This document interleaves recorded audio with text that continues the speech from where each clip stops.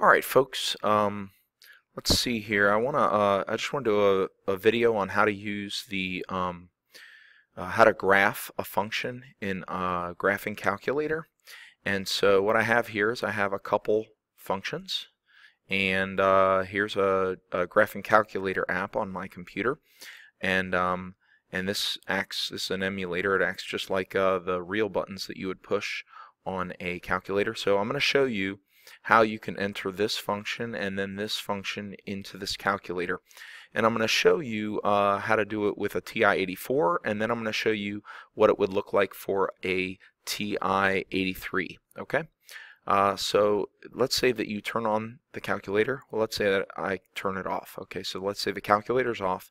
I turn the calculator on, and I press this do not show this again, and then I get this.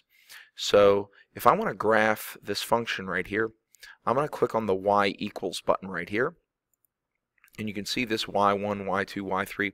I only need one of them, and since this is a TI-84, I can put it in fraction form. And so what I'm going to do is I'm going to press this alpha button, the green button, and then I'm going to press the y equals button again, and it gives me this neat menu. And I'm going to choose option 1, which is n over d. That's a numerator over denominator. So if I select 1, it gives me this cool fraction look. And now I'm going to type in x squared plus 3 in the numerator. Now this button right here, this is the x button. So I'm going to click x, and then to get squared, I can either click this button, which just gives me a square, or I can press to the power of 2. Now if I do it that way, note that the cursor is still in the exponent, so I have to push this right arrow button to get out of the exponent, and now I can key in plus 3. So now plus 3, there we go. Now to get down to the denominator, I'm going to press the down arrow button on the calculator, and then I'm going to type in x minus 5, so I get the x button, the minus button, and the 5 button. And so now I have keyed in this function in for y1 equals, and I can now press the graph button, and it will graph that function for me. And so there is the graph. Now you can only see this side of it. There's a part of it over here, but it's way, way up there, and that's why you can't quite see it right now. Now if we were to zoom out, if I hit the zoom button and then click on 3, zoom out, and then press enter, okay, it may show us the other, there it is, there's the other piece of it right up there. Okay, so you can see. Now if you zoom out and you want to go back, you can hit zoom and then the 6, which will give you zoom standard, and that'll give you the original look of the calculator. Alright, so now let's try punching this function in.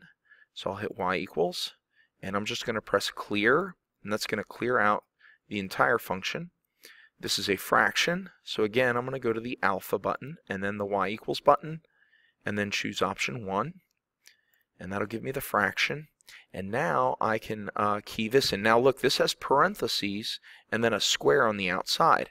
So I need to key in the parenthesis, then an x, then a minus, then a 4. Then I need to close the parenthesis, and then square.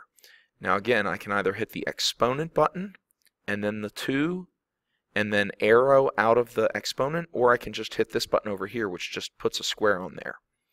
And then it says plus 6, so I'll key plus 6, and now I'm done with the numerator.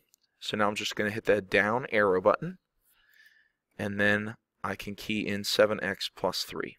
7x plus 3. There we go.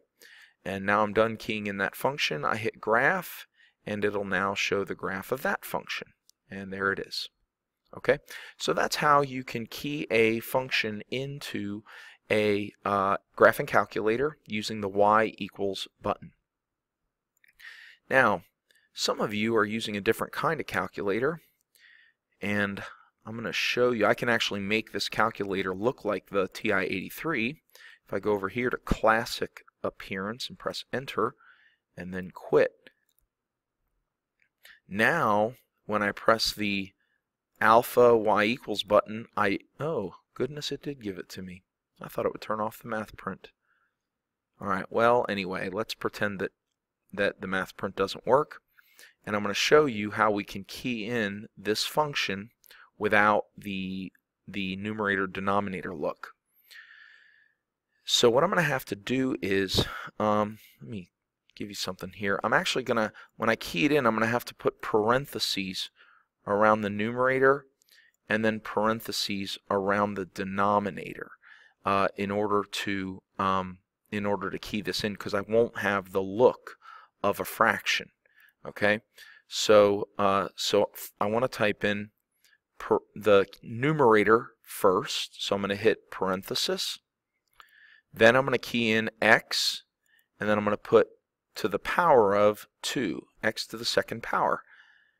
And now, it's only going to keep 2 as the exponent. So if I put plus 3 here, it's actually, it's not going to include plus 3 in the exponent. In order to include plus 3 in the exponent, I would have had to use parentheses over here. So this x to the power of 2 plus 3, if I close the parenthesis, that is our numerator here. Now, fraction means division. So if I hit divided by, it'll just give me the slash, the fraction slash, okay? And now when I put in the denominator, I have to put it in parentheses. So I got to go parenthesis, x minus 5, and then close the parenthesis. And now when I graph it, it'll look just like the other graph did when we graphed it before. And again, I can zoom out.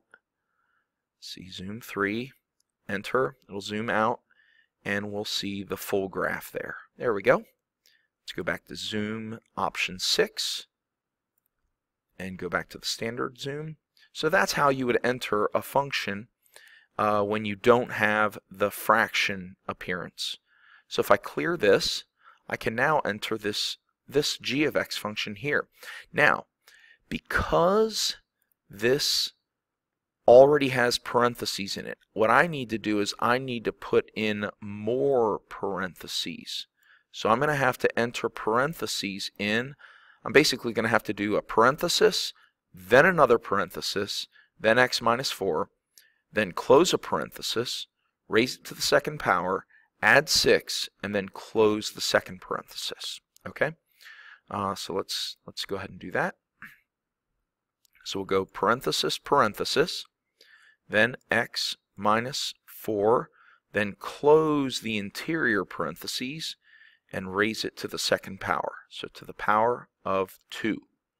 Then add 6 plus 6, then close the numerator parenthesis, and now that's my entire numerator right there. Now I'll hit divide to go to the denominator, so now divided by, and then I got to go parenthesis, 7x plus 3, 7x plus 3, and then close the parenthesis on the denominator, and then if I hit graph, we can see the graph of this function, which is the same as what we saw before. Okay, so it doesn't matter whether you have the math print or if you have the TI-83 without the math print, you can still enter these functions into the y equals, and you can and then you can graph pretty much any function. Okay. Well, that's all I have for you for this particular video, and I will my next video I'm going to show you how to solve limits using a graphing calculator.